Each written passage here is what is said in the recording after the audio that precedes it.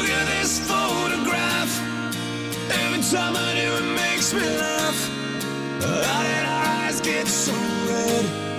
And what the hell is on Joey's head? This is where I grew up. I think the president fixed it up.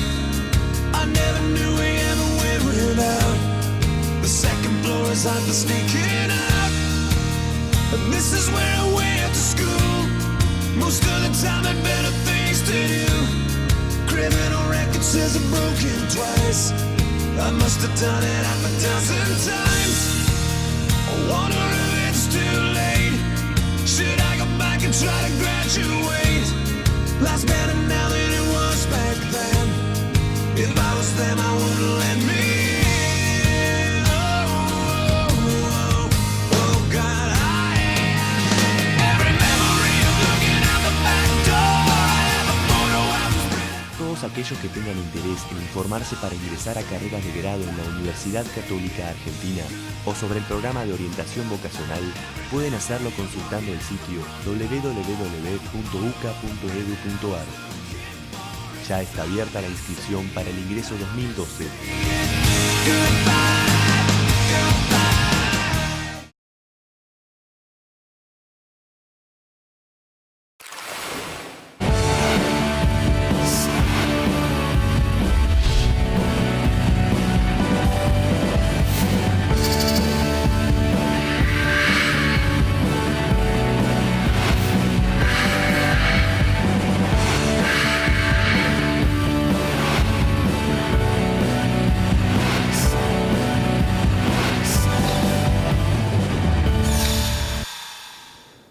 Hola, ¿cómo están? Bienvenidos a una nueva emisión de Factor Futuro. Este es el programa del Instituto de Comunicación Social, Periodismo y Publicidad de la Universidad Católica Argentina. En nuestro informe de hoy vamos a plantear una cuestión que ha sido objeto de análisis en los últimos días. Los candidatos políticos, los candidatos a cargos electivos, ¿no son capaces de debatir? ¿No tenemos tradición en lo que significa el diálogo político? Vamos a analizar entonces cuáles son pros y contras en este importante tema. Y luego vamos a inaugurar una sección, Punto de Encuentro. Allí vamos a entrevistar a Daniel Balmaceda, un periodista e historiador que acaba de presentar su última obra, Historia de las Palabras, y vamos a conversar con él también sobre su modo peculiar de vincularse con sus lectores. Esto entonces en el comienzo de Factor Futuro.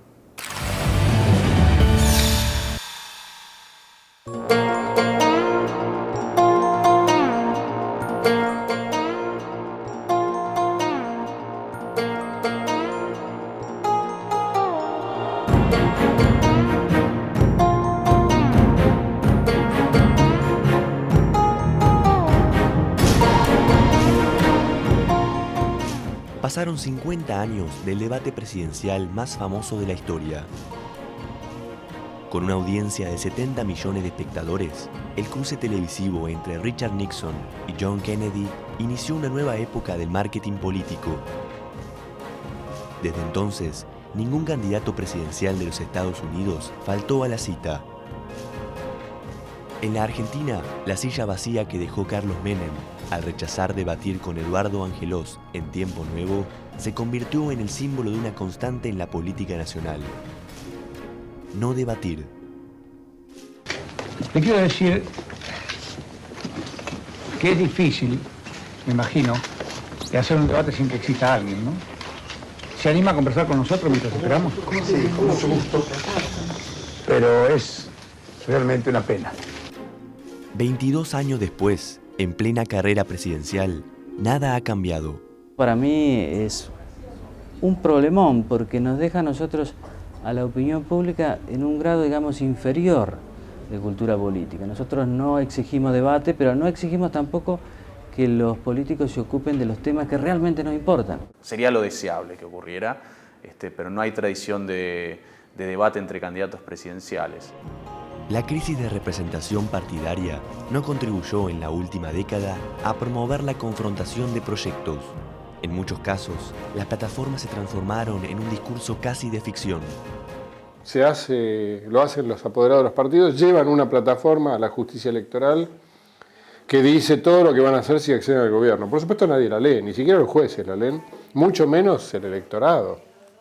Y nadie después verifica ni exige que lo que hacen los gobernantes sea lo que dicen las plataformas que iban a hacer. Creo que hay una constante en la historia política argentina reciente. En las elecciones de 1989, Carlos Menem gana prácticamente con un eslogan casi vacío de contenido que decía: síganme, no los voy a defraudar. Fernando, en 1999 más precisamente, Fernando de la Rúa gana tampoco sin que haya un gran debate de ideas, sin que se dijera qué se iba a hacer en materia económica frente a lo que muchos avisoraban como el fin de la convertibilidad, y gana como por oposición a lo que vino antes que él.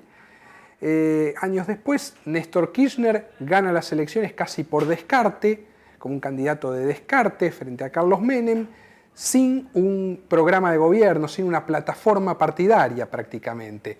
Y en las últimas elecciones presidenciales, Cristina Fernández de Kirchner hace algo muy parecido. Gana las elecciones con una idea muy vaga que decía profundizar el modelo, sin que nadie pudiera explicar muy bien de qué se trataba esto. A pesar del entusiasmo que despertaba el amanecer de la democracia y las nuevas herramientas de comunicación, en 1983 no debatieron Raúl Alfonsín e Ítalo Luder, y en 1989 el trío Menem-Bordón-Masachesi. Lo que me parece es un tema de cultura política, porque en Brasil tampoco hay partidos muy fuertes, salvo el Partido de los Trabajadores, pero primero por Cardoso, diría yo, y después por Lula, siempre ha habido, digamos, un culto, un respeto al debate, y todos han debatido. Ahí hay una anécdota, yo realmente no sé si es cierta, pero siempre se cuenta de Perón, que en el 73 Manrique lo retó a debatir a Perón, y obviamente el peso específico de cada uno de estos candidatos era muy distinto, ¿no? Y Perón dijo, bueno, esto es como la anécdota de un asado, ¿no? El que me invita a un asado y me dice, vos pon una vaca, yo pongo una gallina.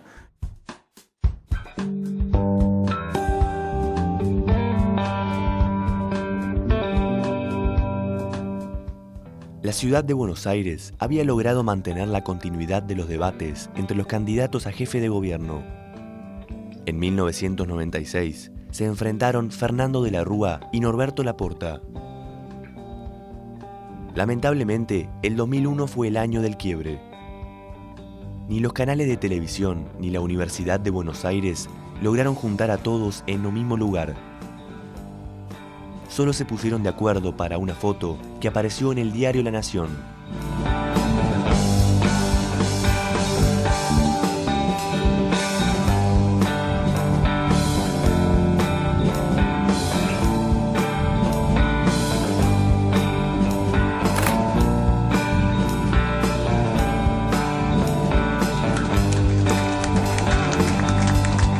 Yo creo que fue un error colectivo, pero que tiene que ver con esta cultura política.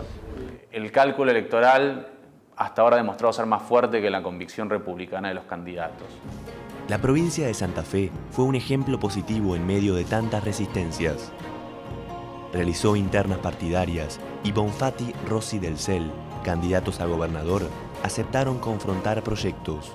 Los que faltan a la verdad son mentirosos. Entonces esta es la verdad. Entonces lo que le estoy dando es la posibilidad o que se rectifique o que diga que no sabe. No defendiste a Santa Fe, por eso todas las necesidades que tenemos, por eso se nos llevan la plata. Hemos ya restituido 2.800 hectáreas de tierras a los pueblos originarios. Yo creo que para debatir la condición sine qua non es el respeto recíproco. Vos no podés debatir con alguien a quien no respetás, porque partimos del avance de que si hay debate es porque hay diferencias. Si hay diferencias, tenés que respetar al otro y aceptar que el otro piensa distinto. No responde nada. Lo que usted está saliéndose fuera del tema. Y lo que a mí me interesa es esto, porque aquí está el nudo de la cuestión. Mire, senador, si usted piensa que yo me voy a irritar porque usted levanta la voz, usted se... No. También se fueron perdiendo los debates alrededor de grandes temas nacionales. Hoy, resulta improbable generar encuentros como los que protagonizaron Caputo Saadi por el conflicto del Beagle o caballo terráneo sobre la convertibilidad. Creo que tiene que ver con la crisis del 2001-2002.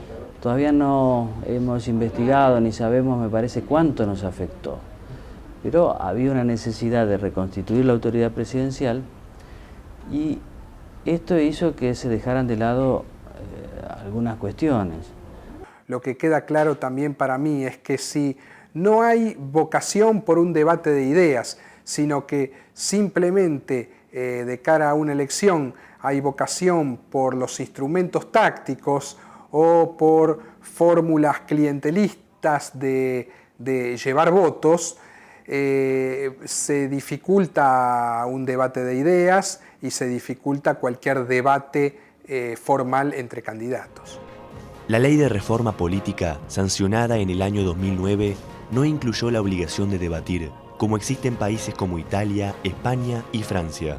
Si nadie se aviene a dar un debate en forma voluntaria, creo que haría a la madurez de nuestra democracia y también sería bueno desde el punto de vista republicano, que los candidatos tengan que presentarse ante la opinión pública y discutir entre ellos. Sí, yo realmente creo que es una propuesta que vale la pena apoyar. Esas cosas reglamentarias no sirven. La cultura política no se puede legislar, no se edifica con leyes o con decretos. Creo que eso debería formar parte de una ley electoral, donde en la última ley electoral se han regulado un montón de cosas, pero nadie parece haberse preocupado por el aspecto del debate entre los candidatos, que es muy saludable y efectivamente es obligatorio en otros países, como por ejemplo en los Estados Unidos.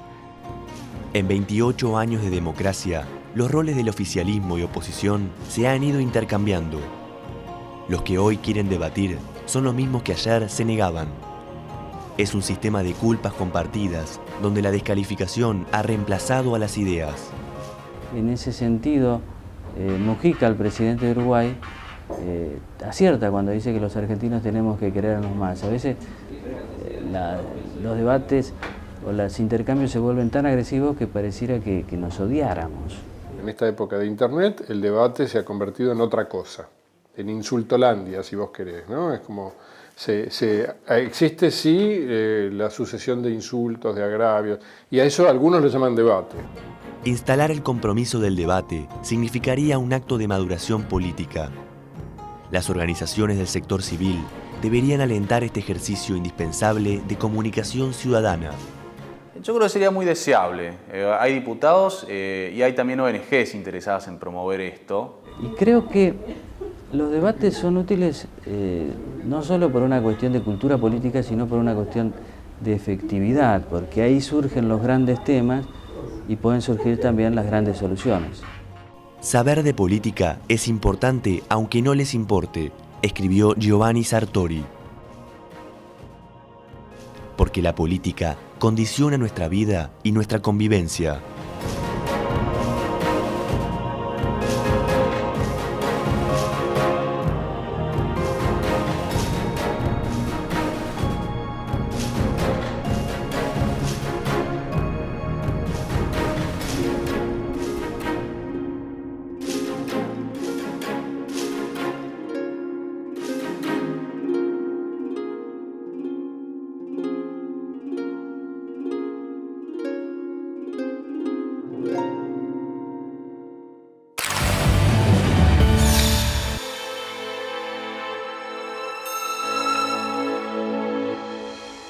Punto de encuentro, llamamos a este segmento de nuestro programa y hoy recibimos a Daniel Balmaceda, a quien por supuesto agradecemos su presencia en Factor Futuro. Muchísimas gracias por la invitación.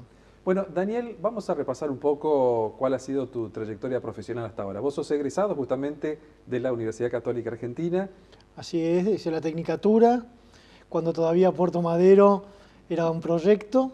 Me dediqué sobre todo a la gráfica, al periodismo gráfico. Trabajé en la revista Noticias, en El Gráfico, en La Primera, en Newsweek, y también hice un poco de producción radial y televisiva. Bueno, eso en cuanto a tu vocación periodística, pero Así también es. hay otra, ¿no? Es una vocación de historiador o por lo menos de un gran interesado en lo que han sido los acontecimientos nuestros en el pasado, ¿no? Definitivamente. Lo bueno es que pude aplicar todas esas técnicas que aprendí en el periodismo y sobre todo en la gráfica para poder difundir y comunicar la historia en ese aspecto más humano, más social, que a veces tenemos tan descuidado en la memoria. Claro, me imagino. Pero bueno, además de estas dos grandes vocaciones, el periodismo y la historia, también hay otra, no menos importante, que es la de escritor, porque toda esta vocación decanta luego en libros, ¿no? Ya van varios libros. Sí, arranqué con Espadas y Corazones, un relato que iba más o menos desde comienzos del siglo XIX hasta 1850, hasta la mitad del siglo, y después, siempre dentro del núcleo de la historia argentina, revisé un poco aquella época hispánica, también los romances turbulentos, aquellos romances que marcaron pasiones en la historia argentina, para adentrarme ya en los últimos libros en el siglo XX y sobre todo en el centenario, ¿no? En el centenario de 1910, tan rico en proyectos y actividades, ¿no? Bueno, tengo que confesar que una cosa que me interesó mucho de los libros, no solamente su redacción, sino la manera en que se presenta el tema. Y digo esto por los subtítulos que tienen algunos libros. Por ejemplo, Espadas y Corazones, luego dice Pequeñas delicias de héroes y villanos de la historia argentina. Historias insólitas de la historia argentina. Tiene como aclaración al título, desde que Urquiza llenó su casa de hijos hasta que Alfonsina se vistió de mar. Y en Historias inesperadas de la historia argentina, tragedias, misterios y delirios de nuestro pasado.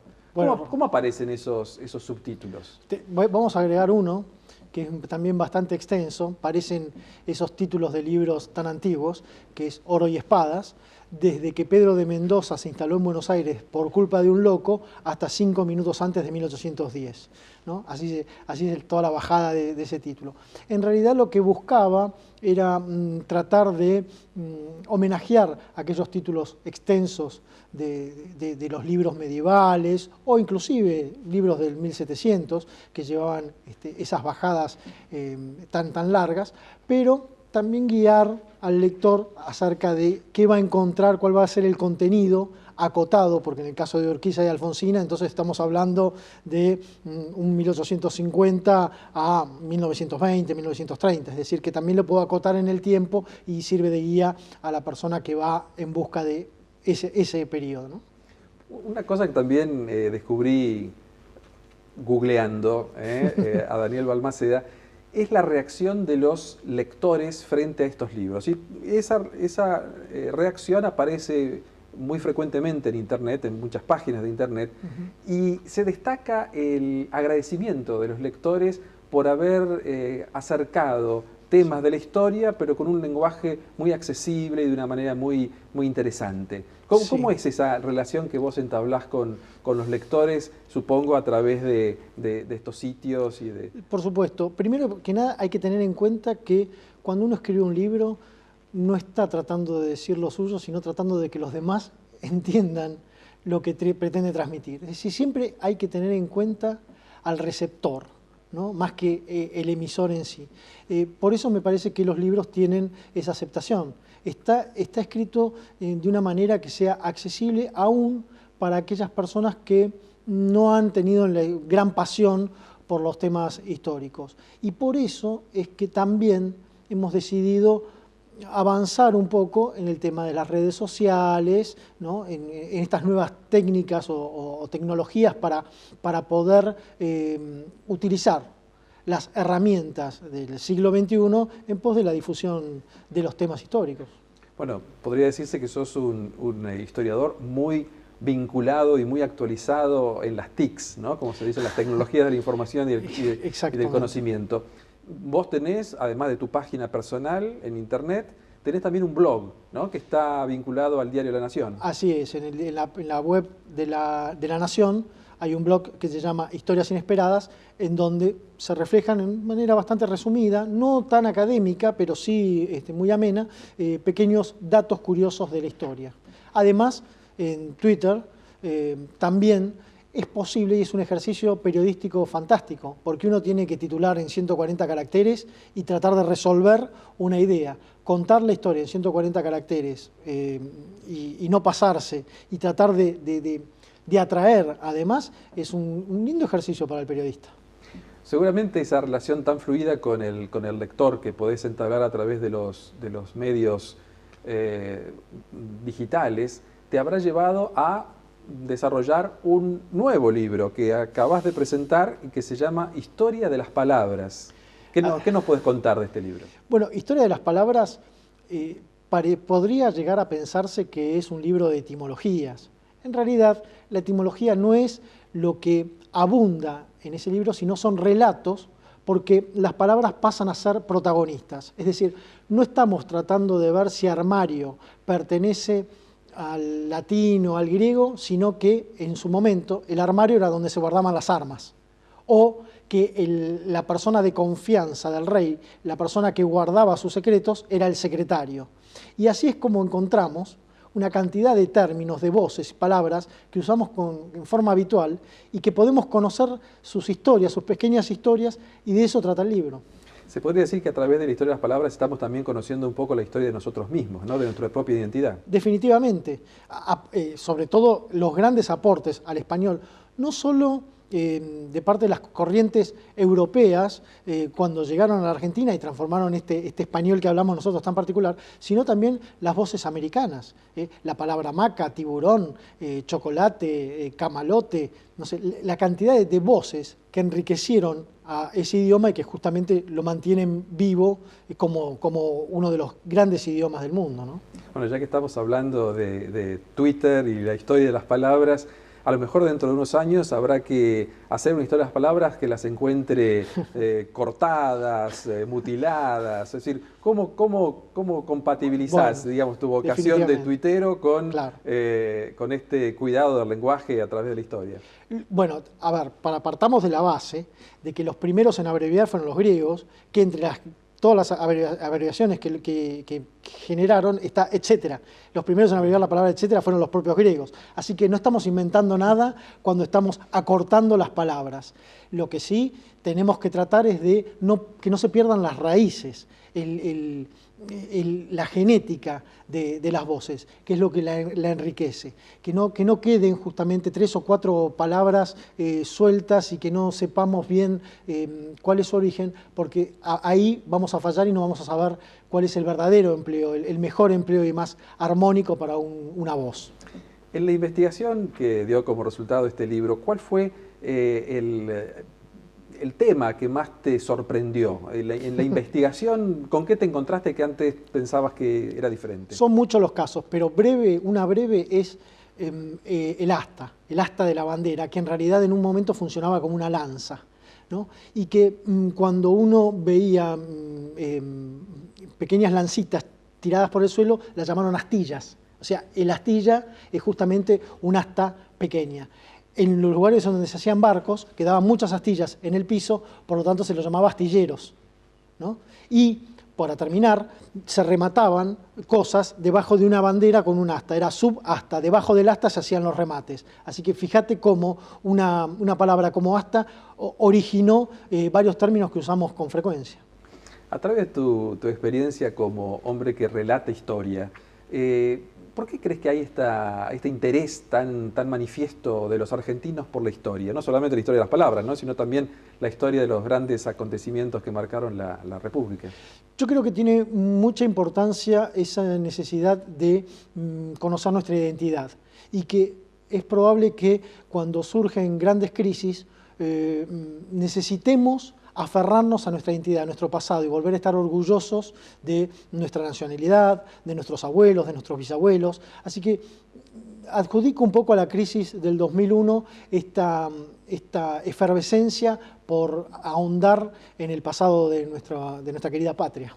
Podría decirse que entonces aparece aquí una cuarta vocación tuya, que es la de psicoanalista, ¿no? Es decir, estás haciendo un psicoanálisis de la Argentina un poco para revelar esa memoria perdida y que sepamos mejor quiénes somos y podamos solucionar nuestros problemas. En todos los casos, periodismo, historiador o el psicoanálisis, hay que situarse afuera y observar con calma. Así que seguramente algo de psicoanálisis en mis trabajos, en mi forma de observar, puede llegar a ver. Bueno, entonces tomo tus palabras, observar con calma, que es lo que pretendemos hacer aquí en Factor Futuro, y dar nuestro aporte para la mejor comprensión de la realidad. Así que nos vamos entonces. Gracias, Daniel, por tu presencia en el programa. Gracias, Roberto. Y continuamos después.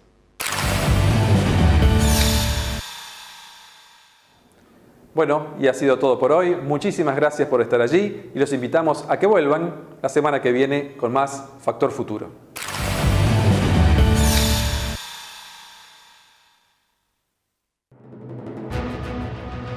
...2 de agosto... Conferencia informativa sobre las carreras de Psicología y Psicopedagogía.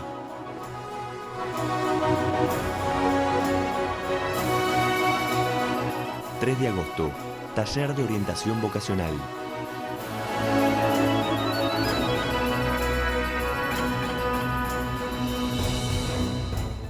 9 de agosto... Presentación del Barómetro de la Deuda Social Argentina. El desarrollo humano y social en el Bicentenario.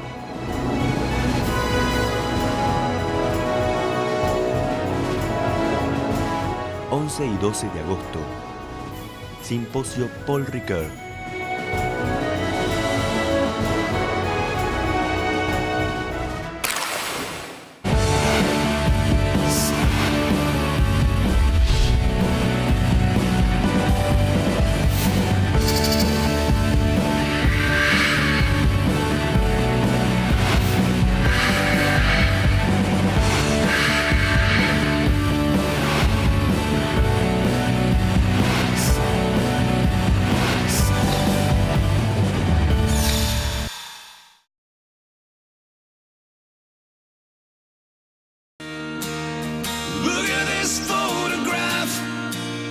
Time I do, it makes me laugh. How did our eyes get so red? And what the hell is on Joey's said? This is where I grew up. I think the president fixed it up. I never knew we ever went without. The second floor is hot for sneaking out. And this is where I went to school. Most of the time had better things to do. Criminal record says I'm broken twice. I must have done it half a dozen times. I wonder if it's too late. Should I go back and try to graduate?